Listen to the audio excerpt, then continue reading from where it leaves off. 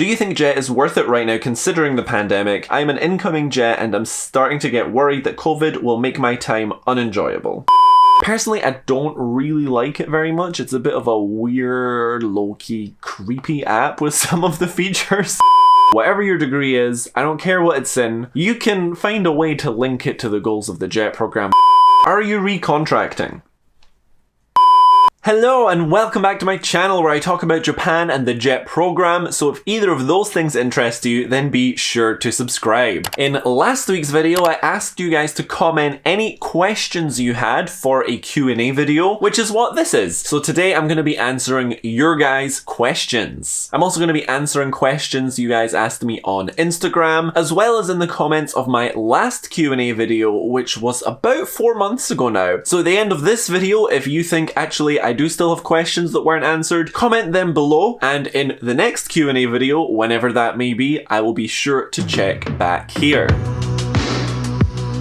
Which year has been your favourite year on JET and why? Well, I've been here for 3 full years now. Each year for me got better. So my 3rd year is my favourite year. And I think it was just because with each year I kind of deepened my friendships, I've got more established relationships and connections in Japan. I get more and more used to Japanese culture and I can really embrace it more. Even with Corona, it was still my favourite year, I would say. How is the social situation for JETs right now in this stage of the pandemic? I'm an incoming JET and know a lot of social events are being cancelled. I'm worried about not being able to meet other JETs because of COVID. I totally understand your concern, it is valid. I really can't say what that experience is going to be like for you, but what I suggest is just to really make sure that any Facebook groups or any group chats you're invited to, anything like that, anything online, you join them. ALTs, we find a way to socialize one way or another and you don't want to miss out on that, even if it's unofficial JET events. And remember that, you know, everyone's going to be in the same position, everyone's going to be kind of nervous about meeting new people and making friends, and everyone's going to want to meet with everyone, so you don't have to feel nervous about asking people, oh, can I join for this, or can I come along to that? Just, you know, any opportunities for meeting people, go for it. Are gay guys in Japan as picky with body types as in the West? Honestly, I think more so, to be honest. There's literally been a lot of times on various apps and stuff where people right off the bat will ask you your height, your weight, and your age, and they are not interested in talking to you until you've answered those questions. But to be honest, I think the main thing that as foreigners that they would be picky about is if they are interested in meeting foreigners or not, because a lot of people I see in their various on dating profiles and stuff will literally say Japanese only or no foreigners or something like that, and I think that's fair, to be honest, because most of the foreigners don't speak very good Japanese and the culture is very different. They may be very discreet, whereas Western people are often a lot more open and that may make them uncomfortable, and so maybe they shouldn't, you know, be applying that image of Westerners to all foreigners. I think given how few foreigners there are, like I understand it. So I'd love any insight on making a good first impression on work colleagues to foster a good working relationship. I'm nervous about disappointing my colleagues and want to do my best to help where I can. It's like any other job, you know, you just got to be polite and nice, be proactive, show initiative, all the usual things that you want to show in a job. Specifically for JET, it might be nice if you kind of practiced your self-introduction in Japanese, you know, learn a few basic polite phrases and greetings to use at the office and so on, have them memorized. I think that's something the staff appreciate when they see that you're engaging in Japanese, even if you suck at it. Is there any normal stuff you do in Japan that is just embarrassing or stressful to you for no reason? Coming to Japan was kind of like my first proper time living alone long term away from home, and so it was the first time that I found myself cooking regularly. An issue I had was that whenever I made a list of ingredients I needed for something, I would go to the supermarket and quite often I'd find myself in situations where I'm looking for ingredients that I've never purchased before, and so I don't even know what I'm looking for. Is this a liquid? Is this a powder? Is this a solid? What section would it be in? And not only that, all the packaging obviously doesn't have English on it. That definitely stressed me out a lot, at least in the beginning. Do you think JET is worth it right now considering the pandemic? I'm an incoming JET and I'm starting to get worried that COVID will make my time unenjoyable. It is one of those things that really depends on the situation, but I think for the most part, I don't think that the pandemic itself will make your experience unenjoyable. I think that if it is something that inevitably you wouldn't have enjoyed that much, the pandemic is gonna enhance those negative feelings. But certainly if you're really excited and you would have had a great time otherwise, you may not have as great a time. There may be certain things you can't do, but you'll certainly still enjoy it, I think, if that is the case. So I actually have made a video in the past that covers this topic, which I will link below, and also some of the other questions from today's Q&A have been answered in previous videos. Those will all be linked in the description. So when you finish watching this video, you can look there and get even more answers. Is making Japanese friends really that difficult? Not if you put the effort in, to be honest. Like, if you really want to make Japanese friends, then there are ways to do it. You know, go to different language exchange events happening in cities near you. Don't be afraid to ask people you don't know very well to hang out or make plans with. What I will say is it's probably more difficult the more rural you are, because there's not going to be as many young people or people your age, because they're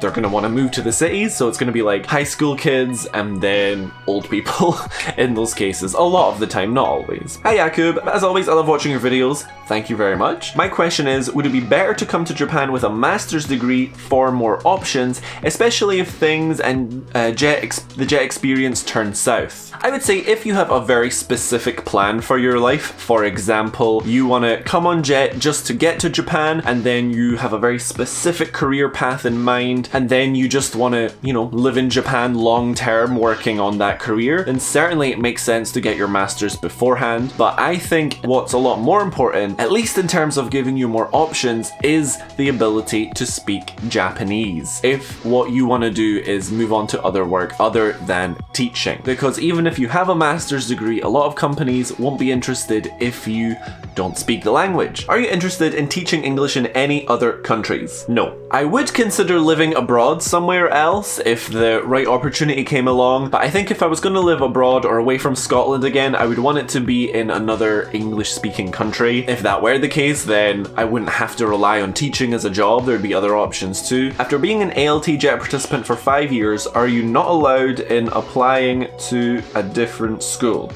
So can you apply for different schools after you finish your maximum 5 years on jet? At least according to the UK jet program, the answer is no. However, if you want to continue teaching, then there is the possibility to be directly hired by a board of education. In this case, you wouldn't be an ALT, you wouldn't be part of the jet program, you would just be a normal teacher like everyone else at the school, and therefore you would need the ability to speak Japanese. And not only that, but you would have way more responsibilities. You'd be working a lot more hours. You wouldn't just be an assistant. Like, you would have all of the responsibilities and crazy Japanese work culture that all of the other Japanese teachers get. Gay in Japan, dating, men, gay scene, dating culture, apps. It's not really a question.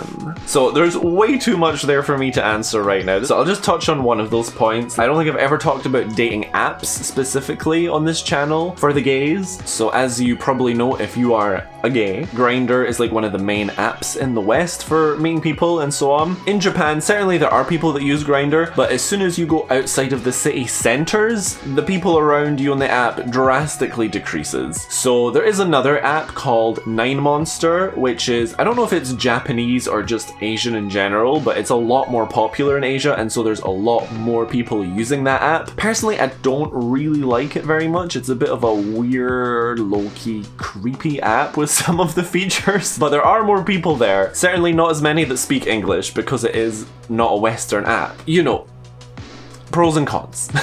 Okay, so I'm 36, never did uni because of parents, though I'm currently trying to fix that and also teaching myself Japanese. Well, trying to. I feel that struggle, man. Do you really see many older ALTs? Realistically, what are my chances considering I'd be around 40 before I could? 40s and above, can't say they're so common or that I personally have spoken to them about their experiences, but they are there, and age definitely shouldn't stop you when you're applying for the JET program if it's something you want to do. What might be an issue though is the requirement of a degree. So if you didn't go to uni before, you did say you're trying to fix that, unfortunately you won't be able to apply for JET specifically until you do have a bachelor's or equivalent degree. Is it difficult to take medical leave as a JET participant? As far as I'm aware, If you're going to take medical leave, they're going to believe you if you need it, but you need to provide proof you've been to the doctors, some receipt or medical certificate or a letter from the doctor or something. You can't take medical leave just because you're feeling under the weather and you want to stay home. If you wanted to do that, you would have to use your NENQ, your annual leave. Definitely, again, it will depend on the school with how strict they are about it. Are you recontracting? I don't know.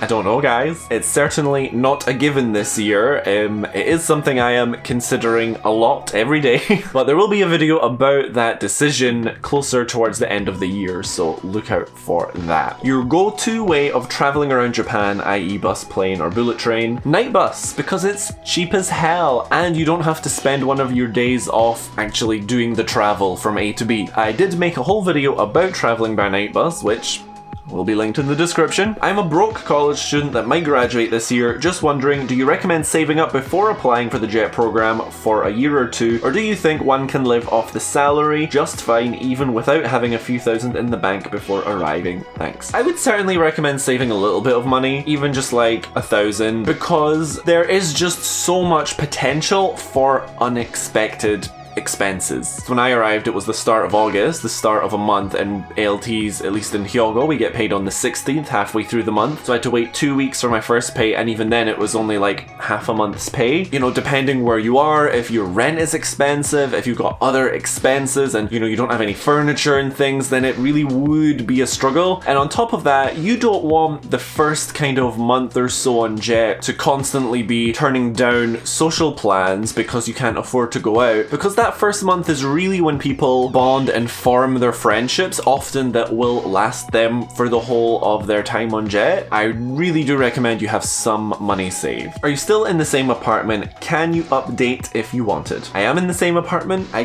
could, I guess, update my apartment and go somewhere else if I pushed for it at my own expense, but I don't want to because this is teachers' accommodation and the Board of Education subsidizes a bunch of it. It's so cheap, it's big. Yep. What was one part of your experience in Japan that didn't go the way you thought it would? Teaching! Certainly teaching, and I have definitely made a video about this. I made a video about my first time teaching, my first teaching experience, that'll be linked below. I came to Japan with a very stereotypical image, and that was not what I was met with. And I'll leave it at that. You can check out the video if you want to hear more. I wanted to ask about piercings in Japan. Are they taboo? I have quite a few and I wondered whether that would be viewed negatively. Also, like, how much does your actual degree matter? I'm not doing too well academically. Does JET really care? Okay, so the part of this question about piercings, I don't think they're that taboo, at least compared to tattoos, which definitely are a lot more taboo. If you've got like extreme piercings, you'll certainly get a lot of looks and stuff. You might not get into some onsens and places like that where they don't accept people with tattoos, but for the most part I wouldn't worry about your piercings. Specifically for JET, it's gonna depend on the school. I don't think it would affect your application too much, but I've certainly heard of people coming to Japan with tattoos or piercings who have been asked to cover them up, take them out, and so on. I think certainly with the higher level, more prestigious schools, they will be more strict about that. That is a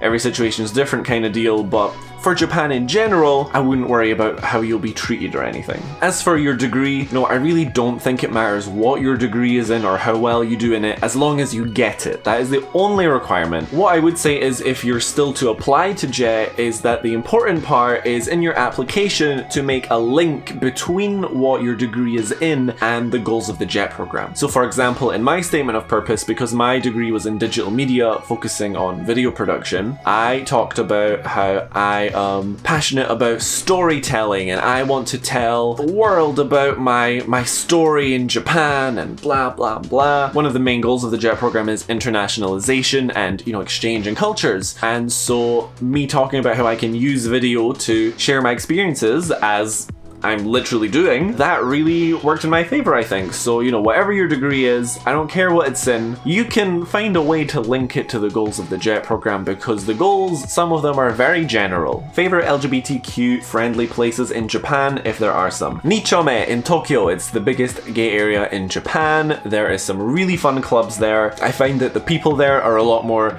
friendly than the other gay districts I've been to around Japan. They're more willing to talk to you and stuff. When I've been to the area in Osaka, I don't really like that area. It's a lot smaller. It's usually a much older crowd and they tend to keep to themselves. They're not really interested in mingling as much and so forth. Most of the major cities have a small gay area or even just like 1 or 2 gay bars if you look for them. Certainly once you leave the big cities, you're going to struggle. And also I'm only speaking to the actual gays. If you are, you know, trans or a lesbian or you identify as anything other than a gay man, then I think your options are going to be more limited, but I can't really speak to that because I've never looked for those places. Oh my god. Okay, we did it. We got to the end for today. There are a few didn't answer, but I'm exhausted. There's no time. We're moving on. Thank you so much for watching this video. If you enjoyed it, please leave a like. If you have any more questions, leave them in the comments. And don't forget to subscribe for more videos about my life in Japan. Okay, I'm going to bed. Good night, good day, good morning, whatever. Bye!